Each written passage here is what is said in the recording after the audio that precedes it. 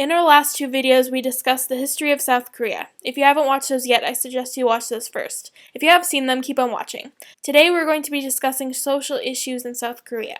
The first of four social issues we'll be discussing in this video is the struggle with cultural diversity in South Korea. Over the past couple of years, there's been an increasing amount of intolerance towards foreigners. An example of this intolerance can be found in an incident with Megan Stuckey. Stuckey, a 24-year-old woman, was denied entry into a business even though she can speak Korean. Cases such as hers would prove to be fairly common, with a similar incident occurring in 2014. In 2014, African expedites were not allowed into a pub in Itaewon. A sign outside the pub read, "We apologize, but due to the Ebola virus, we are not accepting Africans at the moment." Experts say that one of the many reasons for these incidents is because there are few to no anti-discrimination laws in South Korea. To make matters worse and even more complicated, there's controversy over what is truly discriminatory and racist. For a better understanding of this social issue, it would be best if you read the articles that we give you links to in the annotations. We mentioned that this video is going to get more serious and sad. Anyway, let's talk about drinking. South Korea is the world's biggest shot drinker, with the average person of drinking age consuming 13.7 shots of liquor per week. Currently, many South Koreans drink fast and get drunk fast. Why would they feel the need to do this? For starters, they're in a country that works some of the longest hours in the world.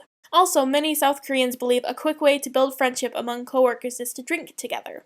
Don't worry, there may be some hope for South Korea yet. The country is the 13th heaviest drinking country in the world when looking at the consumption of all kinds of alcohol. A somewhat related topic is mental health. Suicide is the fourth most common cause of death for South Koreans, with numbers being especially high for young people. Specifically, it has been recorded that high levels of depression, stress, and anxiety can be linked to the country's hyper-competitive education system. In fact, suicides increase in November when college entrance exams are taken. Students often study over the course of years for the College Scholastic Ability Test, which decides their career trajectory and even has the potential to affect future prospects of marriage. However, the high suicide rate can't solely be blamed on the educational system. After all, the avoidance of psychiatric treatment and alcohol abuse have been linked to South Korea's high suicide rate as well. The South Korean government did a study of 151 family members of the 121 suicide victims from last year and found concerns for social stigma against those with mental disorders and/or substance abuse. A report by the Health and Welfare Ministry produced even more startling facts, with the finding that almost 90% of those who committed suicide had a psychiatric illness that could have been diagnosed. Similar stats include that 15% had been getting medical treatment on a steady basis before committing suicide. Another 25.1% had visited a psychiatrist at least once in the last 30 years of their lives, yet 25.6% went to a general physician or a traditional Korean doctor for issues such as indigestion or insomnia. Furthermore, the National Evidence-Based Collaborating Agency stated in a report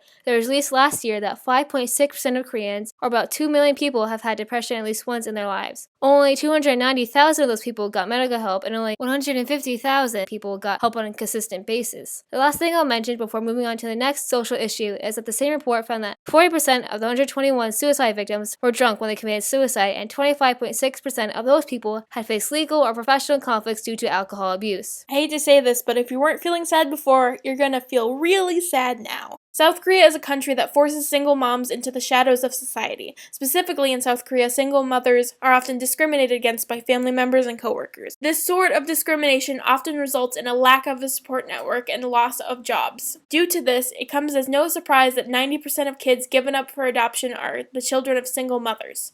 To further prove how intense the social stigma is, many pregnant single moms are forced to hide pregnancies before giving up their children. Fortunately, there is a group called the Korean Unwed Mothers Families Association that is advocating rights for unwed mothers and kids in South Korea. The group also provides single mothers with resources if they choose to keep their child. As much as we would love to discuss single mothers and other social issues even more, we can't do so without going over 5 minutes. If you wish to learn more, I suggest you read our sources, which can be found in the description. I also suggest you watch Simon and Martina's videos on these topics. If you want to learn more about South Korea, I suggest you subscribe to us. Subscribing is free and should notify you when we upload a video.